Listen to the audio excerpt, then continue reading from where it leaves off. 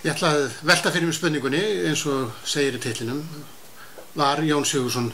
sjálfstæðishetja, og þá ætla ég sem bæði að velta fyrir mér á framlagi Jóns til sjálfstæðisbaráttunnar annars vegar og hins vegar svona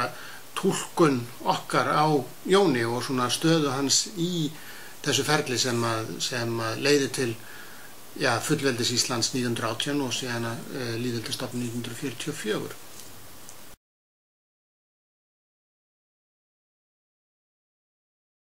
Þetta ekki,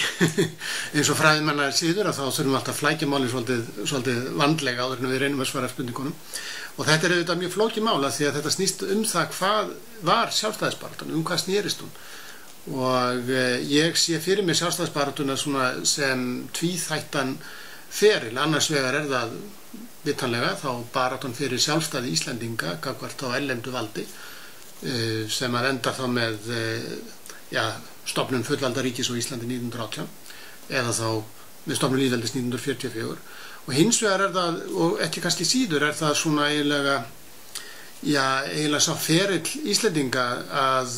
ná tökum á sínu efnahagslífi þannig að þeir gætu stað á eigin fótum án verulegrar aðstoðar þá bæði þá pólitískrar og fjárhagslegrar frá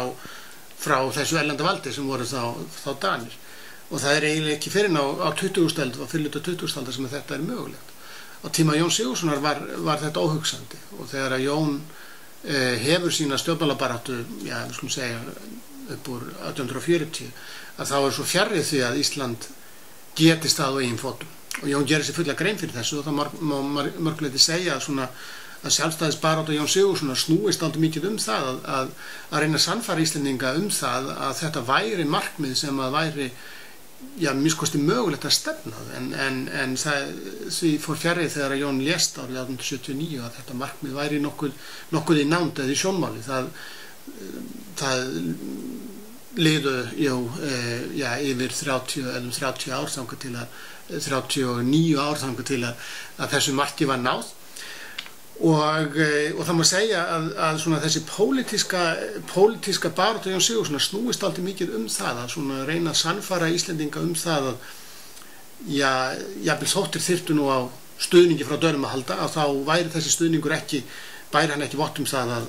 að Íslendingar væru vanmáttugir eða einskis nýtir í þessum heimi.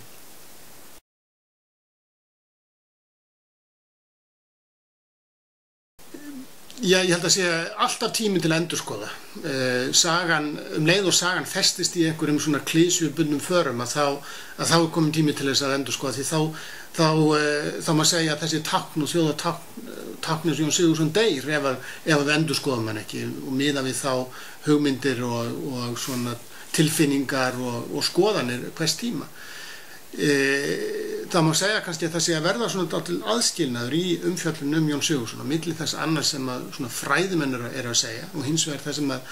svona orðræðunar Jón Sigurðsson í þessu svona almennu pólitísku umræðu eða í almennri þjóðmálaumræðu. Í hinni almennu þjóðmálaumræðu Jón Sigurðsson ennþá þessi sama sjálfstæðishetja sem er að mörguleyti óræð menn vita svo sem ekkert endilega hvað hans barátta snerist, menn hafa alls konar hugmyndir það en langfæstir þeirra sem vitna Jón Sigurðsson út á suður hafa nokkuð tíðan opnað eitt einasta rit eftir Jón Sigurðsson eða reynt að kynna sér hvað hann sagði. Heldur það svona byggir það á því sem að þeir hafa lært hann hafi sagt. Í hinni fræðilegu umræðu þá má segja að Jón Sigurðsson hafi staðist ágætlega þá skoðun sem að hann vissulega hefur gengið í gegnum. Sagnfræðingar hafa verið að skoða Jón Sigurðsson málflutning hans og stjórnmálafræðingar og þeir sem að vinna svona stjórnmálasögu Íslands og ég held að flestir þeirra séu sammála það að Jón Sigurðsson að mörguleyti mjög hentugur og var Íslendingum mjög farsæll leiðtogi á sínum tíma vegna þess að Jón Sigurðsson var svona hógvær frjálslyndismaður síns tíma hann var engin byltingamaður það má segja að hans svona megin framlag hafi verið að halda þessari baráttu inn í svona þessum svona löglega fari hann lagt Íslendinga mjög til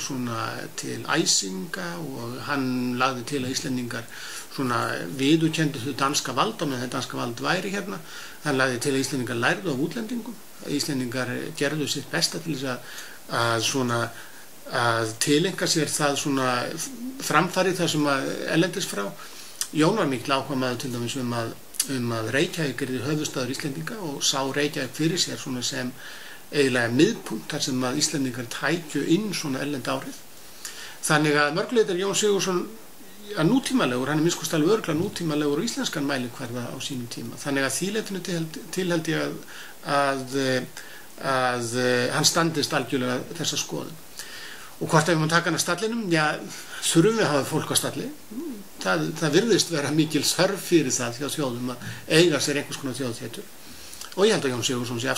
mörgulegt afskaplega hentuð þjóðhetja. Ég held að hann sé þjóðhetja sem að henta nútímanum betur heldur en margar hættum þjóðhetjum sem að þjóður nú að dubba upp, sem hafa kannski fyrst og fremst verið þekktar fyrir að berja á nágrönnum og kúa sína eigin þegna. Það alveg ljóst að Jón Sigurðsson, hann gerði það ekki.